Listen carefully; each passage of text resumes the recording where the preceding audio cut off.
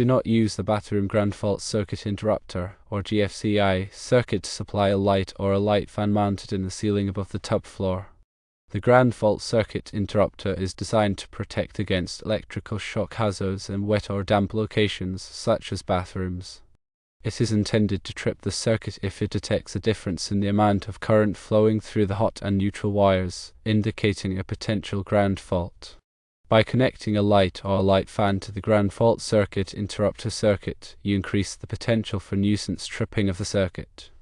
The following reasons explain why this could occur. Firstly, moisture. Heat and moisture from the shower or bath can cause condensation to form inside the light fixture, especially if it is an open recessed fixture with no lens. This condensation can create a high resistance path between the live wires and the grounded fixture box, which can cause the ground fault circuit interrupter to trip.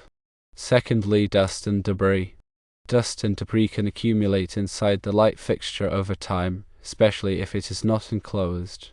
This can further increase the risk of a high resistance path and nuisance tripping of the ground fault circuit interrupter. Thirdly, vibration. If the light or light fan is mounted on a ceiling that is subject to vibration, for example, from a bathroom exhaust fan, this vibration can cause the wires inside the fixture to move, creating intermittent high-resistance paths that can also trip the ground fault circuit interrupter. Instead of connecting a light or light fan to the bathroom ground fault circuit interrupter circuit, it is recommended to use a separate circuit dedicated to lighting. This will help prevent nuisance tripping of the ground fault circuit interrupter and ensure that the light or light fan remains operational even if the ground fault circuit interrupter trips due to a true ground fault.